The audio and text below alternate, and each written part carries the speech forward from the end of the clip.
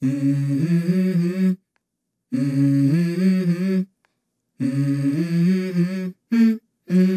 go. I wake up to a little bit of drool on my pillow, feel like it's gonna be a bad day. Yeah, I'm tired of shit, and the coffee ain't hit yet, damn, ain't that great. I don't wanna go to work, cause my boss is a jerk, and I'm not even that paid. I need a change in my life, cause I don't feel alive, and there's nothing that makes me happy.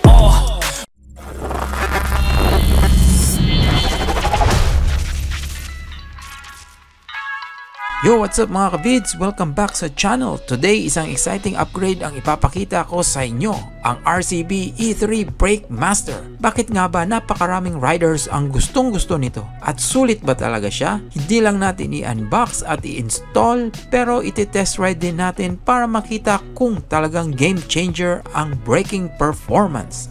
Kaya abangan nyo hanggang dulo dahil may important tips at honest review akong ibibigay, lalo na kung kayo ay balak bumili ng ganito.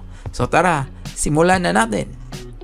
So mga ka-vids, unbox na natin ang RCB E3 Brake Master.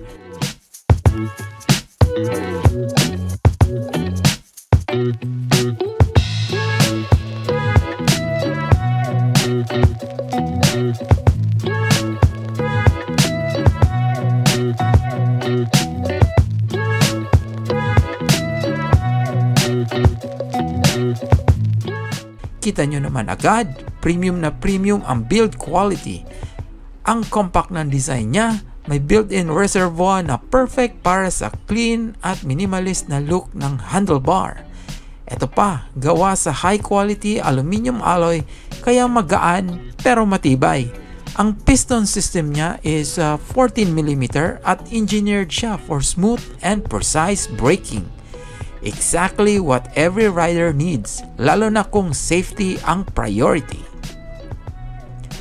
Ang maganda dito, kahit non-adjustable yung brake lever niya, napaka-ergonomic na design. Suwabe ang kapit sa kamay, kahit long rides at hindi ka mangangalay.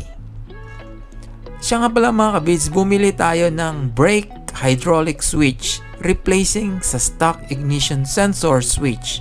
Bakit? Para hindi na natin i-bypass ang ignition sensor switch and ma-retain natin ang safety features ni ADV. Okay, quick explanation lang to mga ka-vids para sa ating hydraulic brake switch. Okay, since yung RCB natin, iisa lang yung switch na kasama niya na libre, bumili tayo ng hydraulic brake switch para replacement to siya sa ignition switch. Ang connection nito mga ka-vids is itong dalawang blue na to, ito yung sa ating ignition switch. So dalawa naman yung wire nitong hydraulic brake switch, ko-connect nyo lang yan, and then itong black mga ka-vids is ito yung sa ating brake light. Okay, so hindi fa function yung ating hydraulic brake switch kapag walang pressure. Okay, yeah, so dapat may pressure talaga para ma-start nyo yung ating Honda ADV. For the installation, napakadali. Plug and play lang siya. Sinigurado ko rin na na-bleed ko ng maayos ang brake lines para walang hangin sa system.